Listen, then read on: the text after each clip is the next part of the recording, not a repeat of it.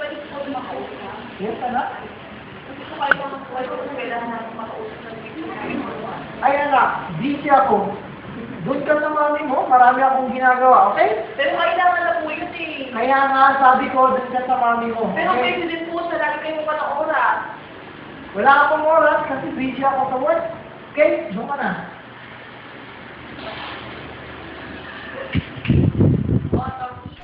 Busy ako bukas. Pero busy din po si Daddy, kailangan ko makausap ng video namin kayo. O sige, doon ka na kay tito mo, doon ka na magpaturo. Ay naku, Mare. Lagi nga naman ang oras sa pamilya mo. Mare, ano ka ba? Di ba ano bukas? Birthday bukas ni Mare Sige na. nga po. Dito pwede ka para bukas. Oh, para saan? Sa eskwelahan namin kasi kailangan makausap yung parents namin ng teacher namin. Pero busy lahat yung parents ko, kaya pwede ikaw na lang. Ah, ganun ba? Oh, sige, bukas. Talaga po? Oh, ganun. Salamat po.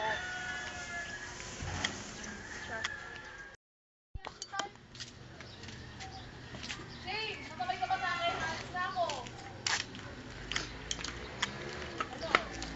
Di na ako sasabay sa'yo. Sige, mauna na ako ah. Sige, ingat ha. Yan ang pamilyang Losada. Walang panahon sa mga anak ang mga magulang. Tanging ang kapatid na si Rodel, yung tatay sa mga anak. Hindi rin nila nakikita ang nangyayari sa kanilang mga anak. Habang nasa bahay, Mami, tomorrow may biyahe ako papuntang Dubai. May meeting ako doon. Alis ka na naman? Oo, kailangan ko sa work yun. Okay, wala akong magagawa eh. O, Vanessa, may kailangan ka pa sa school? Ako, Dad, kailangan ko ng 5,000 pesos. May Ako rin, ano kailangan ko free rin ng trip. pera. Okay, huwag kayong mag-alala. Lilipat ko sa ATM nyo, okay? Dad, allowance ko ha. Okay, no problem. Paborito kita eh. Oo, thank you talaga. Okay. Ay nako, si Daddy may favorite isim talaga. Ano daw po? Vanessa mo po. Salamat po. Bakit po ako pinapatawag? May maganda akong balita sa'yo. Ano po yun? Congratulations! Tapuan ka na naman sa ating klase. Talaga po, salamat. Kaya nais kong makausap ang iyong mga magulang. Sige po, hayaan niyo po. Papatawag ko po siya para ako sa inyo. Maraming salamat po.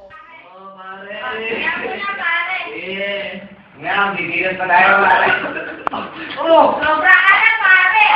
oh, ka lang, pare. Lakas na ka, pare. Ano, pare, pare. Gigil tayo. Pare, lakas na ka, pare. Wow. Lakas talaga ng tama niya ito. Pare, para tayo lahat na.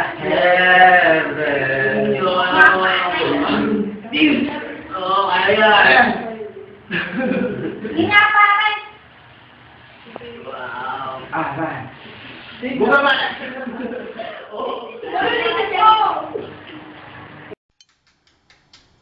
Hello? Pwede po kay tita? Si ano po to, Clyde? Kasi po, yung anak niyo na ospital. Ano po siya, nasobrahan sa drugs. Okay po. Nandito po siya ngayon sa PGH. Nakakompine. Yun po. Okay, thank you po. Hello, sino to? Ako nga to. Oh, ano problema? Si Shane na hospital? Anong hospital yan? O sige, papunta na kami. James! Handa ka ng kotse. Na-hospital si Shane. Dali! Si Shane? Oh, sige, tara. Mami, bakit? Ano nangyari? Si Shane na ospital? Oo, sige, uuwi na ako. Antayin nyo, bukas na umaga, nandiyan na ako, okay? Sa hospital, kailangan mo umuwi ngayon. Dito ko na ipapaliwanag. O sige, ingat ka. Mami, darating na si Daddy. Oo, tinawaran ko na yung maya-maya konti na dyan na yan. Kawawa naman si Shane, mami, no? Kaya nga. O, mga anak, kumusta kayo? Ay, mami nyo. Daddy. O, anak, kumusta ka na? Ikaw, Okay lang. kumusta ka na? O, ano yung gamit ko, ang bigat. Daddy, dito na po kayo mo po, oh. Ay, sige, salamat anak. Maupo ka dyan sa tabi ko. Ay, Shane. Ako na ako. Ito ko sa ospital kasi raw na-overdose kasi sa drugs. Shane, nandito yung daddy mo. Dad, O, anak, kumusta ka na? Ano nangyari sa'yo? Ba't mo nagawa yung gano'n? Ha? Dad. Kasi Dad, kailangan namin ng attention niyo at pagmamahal. O, ko, anak, nandito naman kami. Pero bakit mo ginawa yun? Hindi naman tama yung ginawa mo. Pero Dad, kasi naman, hindi ko nagbibigyan ng atensyon. Lagi kayong busy sa trabaho niyo. Busy ako sa trabaho kasi para sa inyo rin magkakapatid yun. Ayoko na paglaki niyo, pag tandaan niyo, wala kayong magandang kinabukasang marating. Para sa inyo lahat ng pagsisikap ko. Diba, Mami? Naintindihan namin kayo, pero Kailangan din namin pagmamahal niyo.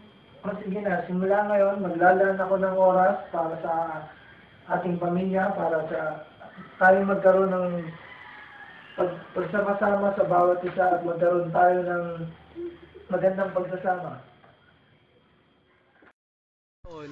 Nagkaroon na ng oras at panahon ang mag-asawang Losada sa kanilang mga anak dahil naisip nila na mas mahalaga ang pamilya kesa pera.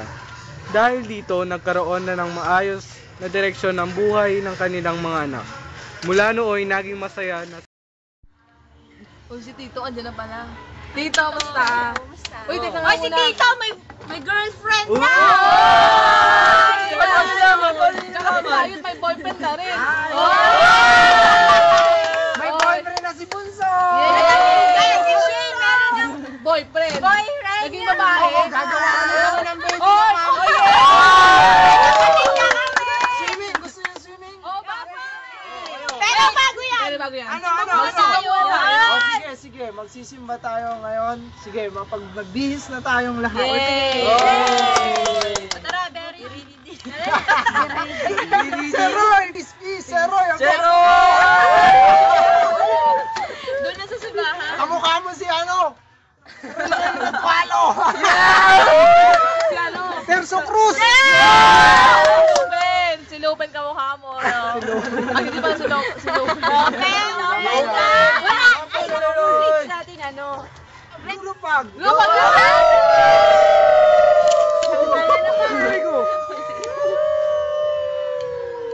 ay, hindi nakasama si Shane.